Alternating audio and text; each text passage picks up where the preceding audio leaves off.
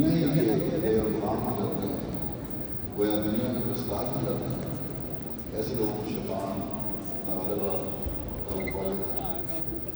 دوسرے وہ لوگ ہوتے ہیں جو یہ وہ گروہ ہوتا ہے اللہ تعالیٰ اس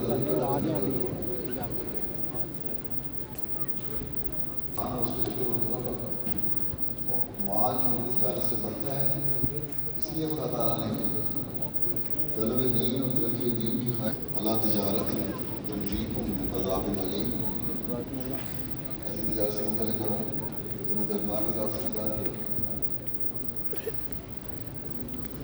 کیا ہے دین کی تجارت؟ تین الفاظ میں تمہیں یہ کہتا ہوں کہ حل دلوں کو مجھے اندیشہ ہوتا ہے کہ شیطان کو ڈاؤن کروائی اس لیے کہ